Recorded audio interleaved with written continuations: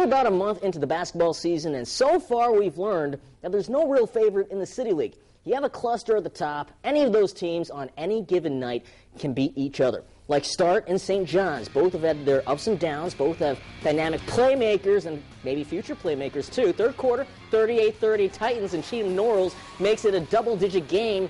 Titans up by 10. Here come the Spartans, though. First some defense. Henderson hustling back, and then Robert Wietrikowski gets the rebound and nails the triple. It was a two-point game all of a sudden, but the Titans had the answer late in the fourth. TJ Gillespie, 3 straight threes. He had 7 on the night. Titans win by 7, 66-59. Start is a good team, so they'll always fight hard, and they would never give up. And I just shot the shots, and Coach called a couple plays for me, and I hit the shots, and we went on a little run. We had to play the way that we play and not play to their strengths. We had to stop Henderson. We know he's a great player. I was telling him we should be 6-1, and now we're 2-6, and we're 0-3 in the city. But, 4 losses got you in last year. Moving on, Libby playing Rogers in front of a packed house. Look at that.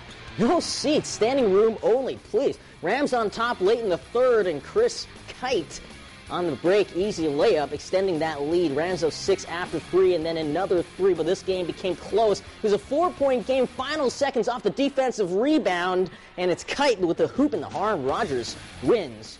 Final score, let's check it, 89-71.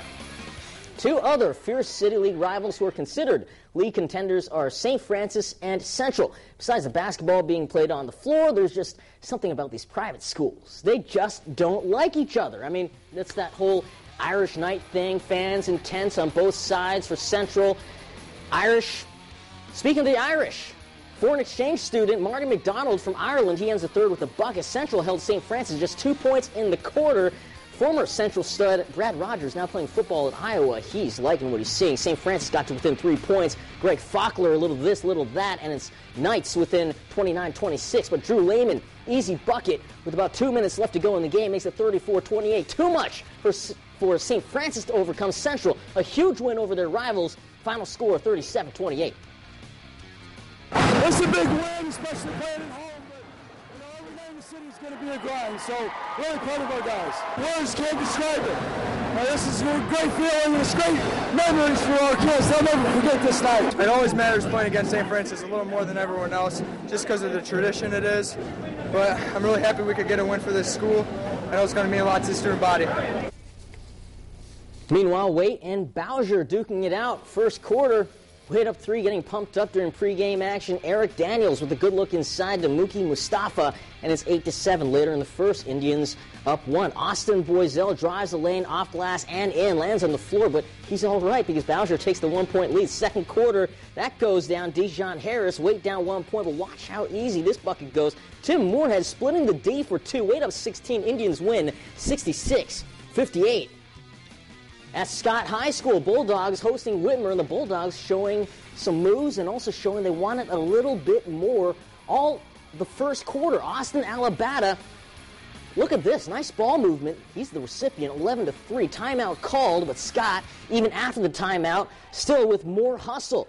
Markel Simmons, down court to D'Antonio Kennard. That's an easy deuce, 13-3, but the Panthers somehow scratch back, they claw back, and they win 65-59. More City League, Woodward at Clay. The Eagle, not exactly intimidating the girls, but you check out more intimidating play on the floor. Taylor Shavel short on the 3. Bruno Murata with the bucket. Then it's Austin Octor to Taylor Shavel inside. He goes up, nothing but net for another deuce, and then the Shavel again with a drive and 2. No final score reported here, but Clay looked like they were in control of that game. Switching leagues to the SLL, Eastwood and Gibsonburg. Eastwood's Todd Henline rallying his troops. Trailing by 1, Golden Bears' Logan Jones hits the jumper into the third quarter, but Eastwood, one final run, the fourth, led by Clay Rolfe. He's a football verbal commit to BG, and look at Rolfe on defense, huh? Size matters for basketball, and he's pumped up. He likes that block. Yeah, that's right. He's happy about that. Final score for this, Eastwood with a victory, 52-46. Woodmore Lake boys. And as we talk about boys, how about the girls, huh? That's some flexibility. Great job by the cheerleaders. Kurt McKee in the corner for 3. That rhymes.